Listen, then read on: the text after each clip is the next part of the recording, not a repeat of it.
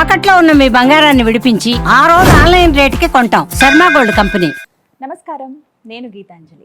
ముందుగా కుర్తాళం శ్రీ సిద్ధేశ్వరి పీఠాధిపతులు, నడిచే దైవం జగద్గురువులు శ్రీ శ్రీ శ్రీ సిద్ధేశ్వరానంద భారతి మహాస్వాముల వారి పాద పద్మములకు నమస్కారములు తెలియచేసుకుంటూ కార్యక్రమాన్ని ప్రారంభిద్దాం.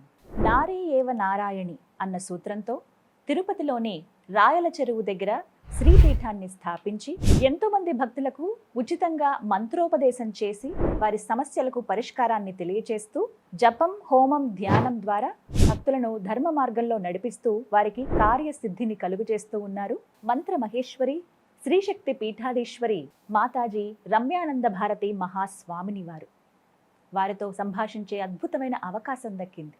ఇదొక అదృష్టంగా భావిస్తూ మనకున్నటువంటి సందేహాలను నివృత్తి చేసుకుందాం. మా నమస్కారం. మీ చరణాలకు నమస్కారాలు తెలియజేస్తున్నాను. చాలా సంతోషం మిమ్మల్ని కలవటం. ఈ సందర్భంగా మీ విలువైన సమయాన్ని మా కోసం కేటాయించినందుకు ధన్యవాదాలు తెలియజేస్తూ ప్రారంభిస్తానమ్మా. వారాహి అమ్మవారిని చాలా గుప్తంగానే పూజించాలి అనేది ఈ మధ్య బాగా వింటున్నాం. అందరూ పూజ చేసేస్తున్నారు, అందరూ ఇంట్లో ఫోటో పెట్టుకుని పూజ చేస్తారు. వారాహి నవరాత్రులు అని చెప్పి చేస్తూ ఉన్నారు. అసలు అమ్మవారితో చాలా జాగ్రత్తగా ఉండాలి. ఎలా పడితే అలా పూజలు చేస్తే అది అరిష్టం, చాలా మంచి వస్తుంది అనేది బాగా విన్నారు. చాలా మంచి సందేహం అడిగారు. ఇది చాలా అవసరమైనటువంటి విషయం. ప్రధానమైనటువంటి విషయం ఏంటంటే గుప్త నవరాత్రులు అక్కడి నుండి మొదలైంది. గుప్తంగా ఆరాధించాలి వారాహి దేవిని అనేటువంటిది. గుప్తం అంటే రహస్యమైనటువంటిది, ఎవరికి తెలియనటువంటిది.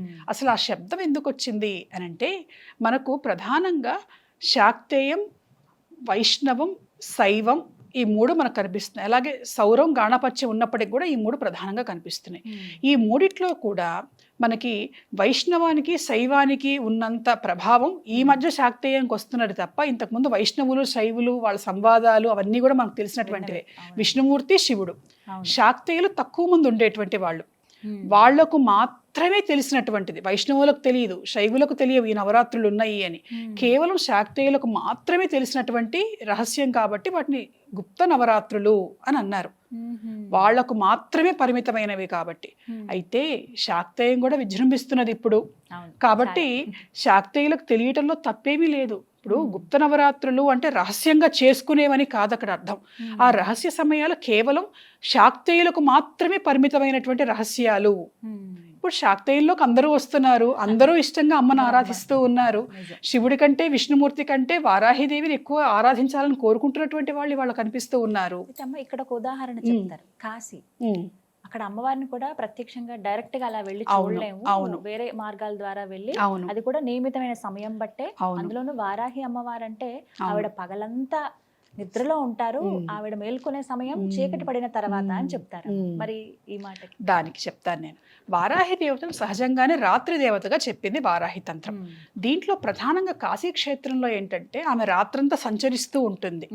ఎందుకు సంచరిస్తూ ఉంటుంది అంటే కాశీ నగరంలోకి ఏ దుష్టశక్తులు ప్రవేశించకుండా, ఒకవేళ ఏవైనా అసుర శక్తులు ప్రవేశిస్తే వాటిని తరిమి కొట్టడానికి అమ్మవారు అక్కడ ఉంటుంది. రాత్రంతా సంచారం చేసి ఉదయం అంతా విశ్రాంతి తీసుకుంటుంది.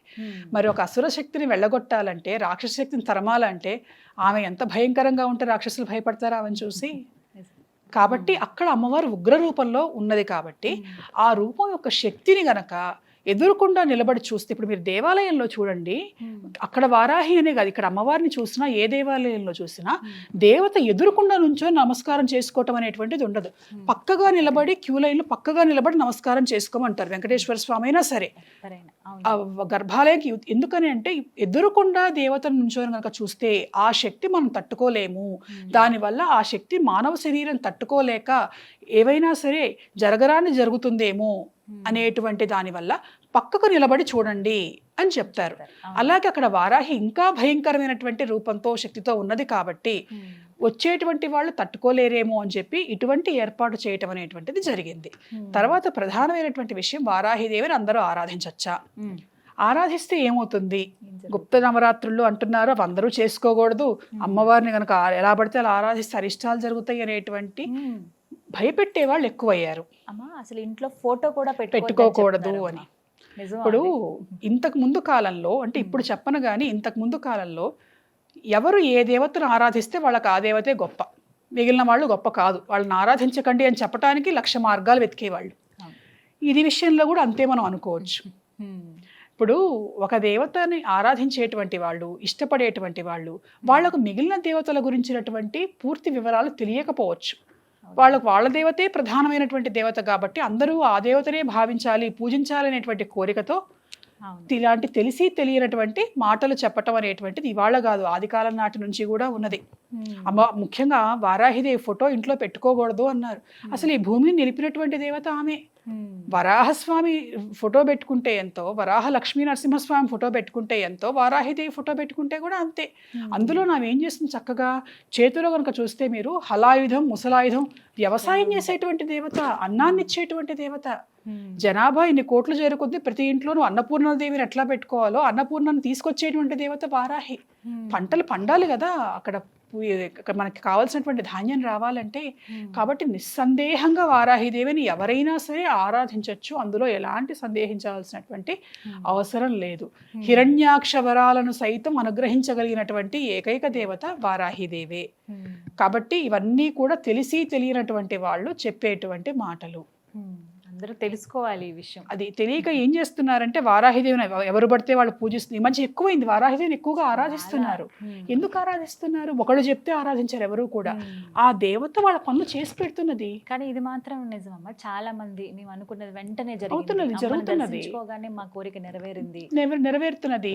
అమ్మకు సంబంధించిన స్తోత్రం చదవగా నెరవేరుతున్నది, అమ్మను పూజించకుండా నెరవేరుతున్నది. ఆ దేవతను ఎట్లా విడిచిపెడతారు? నిత్యం పఠించవచ్చమ్మా, చక్కగా చేసుకోవచ్చు. ఏ మంత్రంతో? అమ్మవారి ద్వాదశ నామావళి ప్రధానమైనటువంటిది. ఆ 12 నామాలతో అమ్మవారిని చక్కగా రోజు పూజించుకోవచ్చు. ఆమె చాలా ఇష్టపడుతుంది. ఇంకొకటి ఏంటంటే, కుపుత్రో జాయేత క్వచిదపి కుమాత నభవతి అన్నారు ఆదిశంకరాచార్యుల వారు. ఎక్కడైనా చెడ్డ కుమారుడు ఉండొచ్చు కానీ చెడ్డ తల్లి ఈ సృష్టిలోనే ఉండదు. ఏ దేవత అయినా సరే తనను పూజించే బిడ్డ తప్పులు చేస్తే ఏంటి, పూజలో అపచారాలు చేస్తే ఏంటి, సవ్య మార్గస్థ లలితా సహస్రనామావళిలో కనిపిస్తుంది. ఇప్పుడు ఇవాళ మనం అన్ని నేర్చుకుని అన్ని చదువుకునేటప్పుడు తప్పులు చేయకుండానే అందరూ అన్ని నేర్చేసుకున్నారా?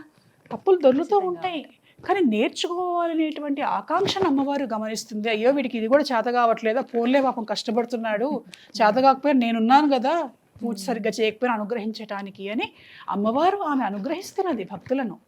మరి ఇన్ని కోట్ల మందిని ఆమె అనుగ్రహిస్తున్నది కాబట్టి కొన్ని కోట్ల మంది భక్తులు వస్తున్నారు. ఇప్పుడు బలవంతంగా మీరు వారాహిని పూజించండి లేకపోతే మేము ఊరుకోము అని ఇంపోజ్ చేసేవాళ్ళు ఎవరూ లేరు. ఇది ఇప్పుడు డెమోక్రటిక్ కంట్రీ మనది, ఎవరికి ఇష్టమైన వాళ్ళని వాళ్ళు పూజిస్తున్నారు. మరి వారాహిని ఎందుకు పూజిస్తున్నారు? ఆమె కష్టాలు తీరుస్తున్నది, కోరికలను తీరుస్తున్నది, కష్టాలన్నింటినీ తొలగిస్తున్నది కాబట్టి ఆమెను పూజిస్తున్నారు. ఆమె పూజను ఆపవలసినటువంటి అవసరము లేదు. ఈ తెలిసి తెలియని మాటలు, వాళ్ళకి ఇష్టం లేదు కాబట్టి ఇతరులు పూజ చేయకూడదు అనేటువంటి దానికోసం ఎవరికి తోచినటువంటి సిద్ధాంతాలను వాళ్ళు ప్రతిపాదిస్తున్నారు, కానీ అది పూర్తి అవాస్తవం, అసత్యం. చాలా చక్కగా వివరించారు. ప్రతి ఒక్కటి కూడా అమూల్యమైనవి, అందరూ తెలుసుకోవాల్సిన విషయాలు. చాలా సంతోషం అమ్మా, విలువైన సమయం ఇది మా కోసం కేటాయించారు. అదృష్టంగా భావిస్తున్నాం. మీరు మళ్ళీ అవకాశం దొరకాలని కూడా కోరుకుంటున్నాం. తప్పకుండా ఆశీస్సులు ఉంటాయి.